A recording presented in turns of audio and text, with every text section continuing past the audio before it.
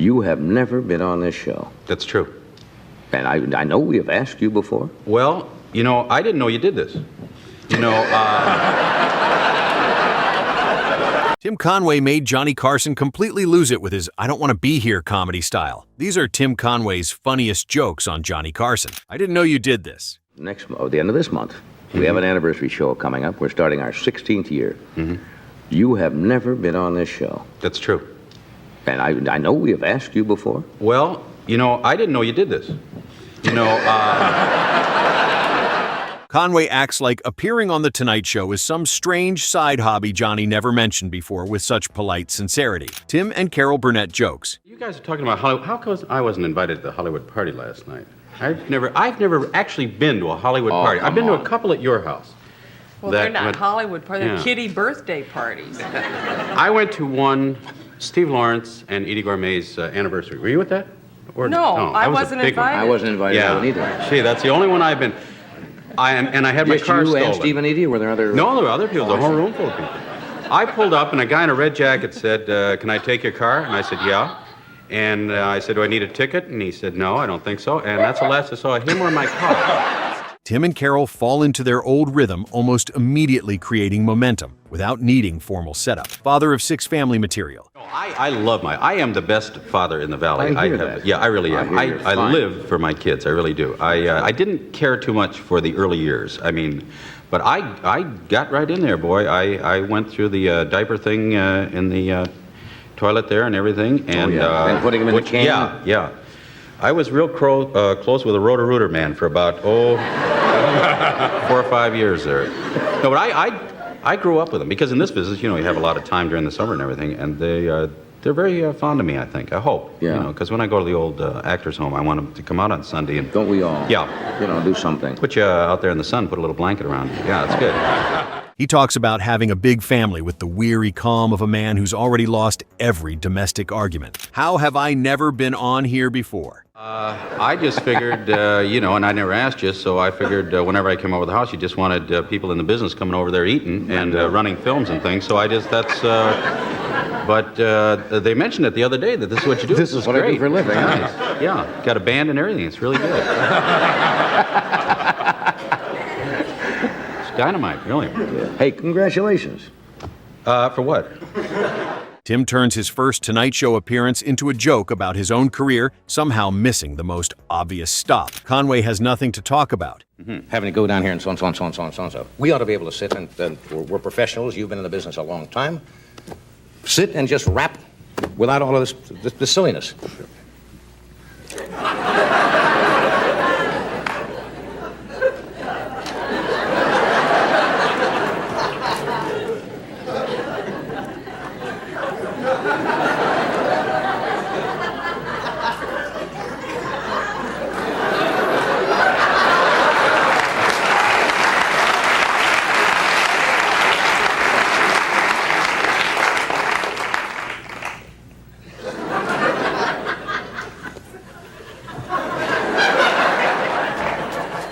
This is one of Tim's smartest Carson bits because he kills the interview before it even begins. Tim's car gets stolen. Room full of people.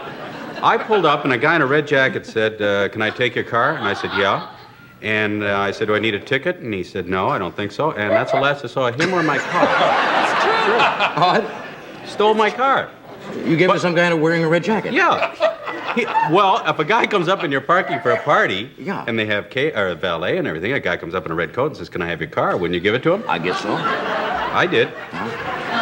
Conway stating the fact his car was stolen like it's nothing is what makes this joke hilarious. Tim is in it for money. That's the main thing. A lot of people don't think we're in it for the money, but I am. I've often heard that. Yeah. You got in it just for the a lot money. of people think I want to get to the top. That's not necessarily so. No. Paycheck's the big thing to me.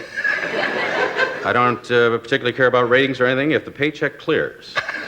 That's it with me. And many of them in this business haven't the past That's 2 true. years. Yeah. But neither here nor there. Yeah. So how I've not seen you for, well, I guess the last time. You only come here when you got something to plug. That's I never right. See Yeah, you, yeah. So the show will be on Monday at 8 o'clock on another network. Yeah, if I could plug now, can I go? Or no? No, I have to stay. I'm no. sorry. Oh, got to stick around. Okay. Tim takes the usual modest actor interview and replaces it with brutally blunt motivation. Conway shows up loaded with jokes. Yes, it is. I All wanna those get folks that who in. like to drag out to the track from once in a while, just stop over, and it all goes towards the injured jockeys and guys who have fallen during a race. And a lot of them particularly have. off my horses, too, might I add. So I kind of feel obligated, actually, to be there. That's a very funny idea. Isn't it, though? It's a funny idea. I got that in the shower this morning, that idea. That was my son. Was that your son doing Yeah. the echo? Yeah, Tim Jr. That's very funny. Yeah, he's doing very well in the business. Actually, he'll probably be retired next year. He came in the other day and said, I had this meeting with Aaron Spelling, and we talked for about an hour and a half. I've been trying to see Aaron Spelling for about 4 years. This 1987 appearance had one of the highest ratings in Tonight Show history because of the material Conway brought along with him, the stand-up one-liner set. My ticket started out on a regular airline at $5.85 to go to Florida. My wife found me this particular airlines, Econo Airlines, and I went to Miami for $4, which I thought was a deal at first until I actually got into it. Now, the first thing they do is put you on standby. There were 37 seats, and there were 1,100 people. Now, there are couples actually, that I met in standby who met each other, got married, and actually had children while they were still in standby. This set shows Tim proving he can get laughs with compact material, as well as long-form storytelling. Introducing Dunk Dorf. I'll set myself up, and if you just pass me that ball, and then I just give her like that. Well, you came on here one night, you did a weightlifter as Mr. Dorf. Right. And then you did a jockey. Right. An elf? An elf. This has become my life. Yeah. Yes. Rather than rushing to a big stunt, the Tonight Show appearance gets mileage out of Conway calmly building Dunk's fake credibility piece by piece. And we were at Harvey Korman's birthday party, and I said, I think it might be funny if you come in and play A basketball player in the NBA. Well, see how wrong you were. Well, I thought it was What do you know about comedy? No, it was. that Yeah, was thank you funny. very much. See, by golly. I'll come up with these things. Well, Yeah, hang around a How'd lot. you come up with a character? Now, I never saw you do this character on the Carol Burnett show. No, that's true. I guess I had a show of my own, and Harvey did it with me one time when it was a takeoff on Fantasy Island, and I was boss the plane. And from that, then this golf thing that we did, I went out and buried myself all over a golf course, which was a lot of fun. Actually, the tractors were running over me, and everything was a wonderful time. You actually had to go out and dig little... Yeah, dig little holes. Now, the golf course did not know that. You see.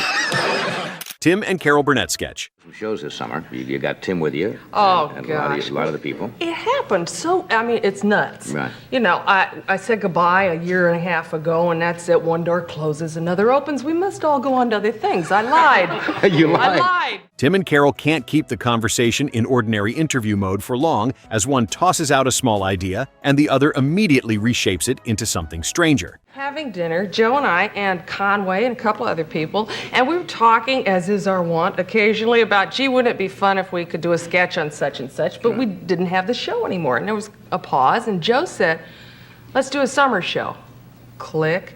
So we called up various people, and ABC said yes, and we go on next week. I think that's and super. what I want to do is, if it works, is do 4 shows every summer, like a class reunion. I And don't it know would why- be, yeah. why would it work? And get the whole gang back together, as many as we can, and it was just wonderful. A lot of people cancel vacations and postpone guess stuff. super. And Looking forward to it. We've already done 2. We're halfway through the season. The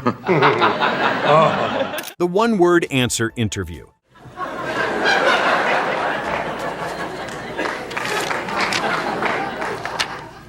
How are you? Pretty good. I'm doing pretty good now, by golly. Yeah. now we're on a roll. Yeah. Gee.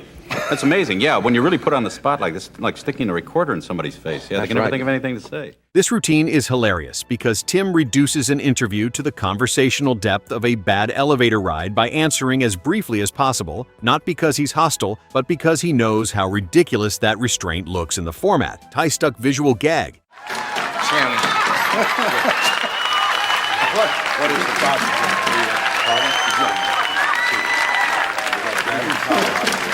How did you get the tie caught in there? How did it get in there? I don't know. I just happened to this thing, caught it here, and it rolled up into there. So, Yeah. Well, Well, we can't do the interview from the men's room here. Could you possibly? Why can't you? Can I cut it? Is that big a show? Huh? Yeah. Can I cut it off? Cut it. The kids gave me this tie. You gonna cut a kid's tie like this? No, I would not do that. Got about $4 tied up in there. you do You know, this? just because you're big bucks, you know, I like to hang out at family More towels things like are this. coming out here. I understand that, okay? I'll be with you in a minute. Is there anything wrong with doing the show in here?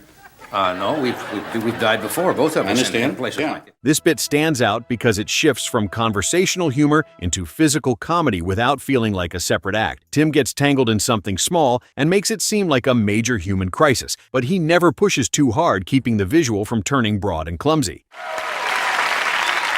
You're a silly person. Yeah, sorry about being late. I really am. I hope I didn't hold you up. You know, These I things didn't know. happen. Did you know they were going to do sound effects? No, I didn't. And some pretty authentic ones, too. Yes, might I they certainly add. were. Yeah. Let me Gee, help you. Let me help you. Oh, yeah, I'm kind of fortunate I didn't get it in the toilet. It would have been, Oh, I'm sorry to see that. That's, great. Okay. Was that yeah. really one of your favorite times? Yeah, this is kids gave me this, but don't worry about it. No, You we'll know. get you out. Instead, he behaves as if the inconvenience is genuinely worthy of attention, making that seriousness what makes the image so funny. The shift from conversational to physical happens smoothly, without feeling like a separate act showing seamless transition. Getting tangled in something small creates the predicament, as he makes it seem like a major crisis through exaggeration. Never pushing too hard shows restraint, keeping the visual from turning broad or clumsy, preventing cartoonish quality. Instead, he behaves differently by treating the inconvenience as genuinely worthy of attention, making that seriousness the key to why the image works. The tie-stuck detail is specific as the visual gag uses physical comedy while maintaining flow by not becoming a separate act. Raleigh D. Tucker's sermon on drinking. I would like to talk to you tonight about drinking. This routine is funny because Tim plays the preacher with such total commitment that every line sounds like it belongs to a real sermon right up until it goes off the rails. You're mine. It can make you slip and slide and falling down drunk. The religious cadence gives the material a built-in musicality, and he uses that rhythm to sell nonsense with absolute authority. The drinking material gets funnier as it grows more exaggerated because he never breaks character, making what really works the contrast between the dignity of the delivery and the foolishness of the content. When it comes to liquor, as for me, I love it. It feels like a fully formed comic person stepping onto the Tonight Show stage. Playing the preacher with total commitment creates a full character, as every line sounds like a real sermon, establishing authenticity until it goes off the rails. The religious cadence gives built-in musicality that he uses to sell nonsense with absolute authority, creating paradox. The drinking material gets funnier through escalating exaggeration as he never breaks character, maintaining integrity. What makes it work is the contrast between dignified delivery and foolish content, as it feels like a fully formed comic person steps onto the stage. Raleigh D. Tucker is the character name, as the sermon on drinking provides the specific topic with religious delivery, giving structure. Conway has nothing to talk about revisited. They've repossessed his car. Oh, you didn't. You didn't. Yeah, and you know, but it's those plays. The audience knows those plays so well that they're doing their lines right along with you while you're doing the thing. So I thought I'd just kind of stop them there for a moment, see if they. And it took them a long time before everybody went. Did he say repossessed? Most performers panic when nothing is happening, but Tim treats empty space like a gold mine by letting the silence stretch just far enough that the audience begins laughing at their own discomfort. Johnny tries to move things along, which only makes the stillness funnier, creating a kind of nerve in the bit because Conway trusts that doing less will create more tension. That confidence is what turns a blank stretch into one of the most memorable parts of the appearance. Treating empty space like a gold mine shows his unique perspective as the silence stretches just far enough, demonstrating perfect calibration. The audience laughs at their own discomfort, which is exactly the goal, as Johnny trying to move along creates contrast. The stillness gets funnier through this resistance, showing the nerve in trusting that doing less creates more tension, as that confidence turns a blank stretch into one of the most memorable moments. Raleigh D. Tucker's fake pious delivery. As for me, I love it. If you haven't tried it, I advise you to stop at your local tavern and pick yourself up a jug. Separate from any one punchline, the delivery itself is a huge part of the joke. Tim creates a man who sounds righteous, thoughtful, and deeply sincere, which makes every absurd turn hit harder because he knows how to use pauses, emphasis, and preacherly confidence to make nonsense sound wise. That style draws the audience in before the material even reaches its payoff, making the character funny.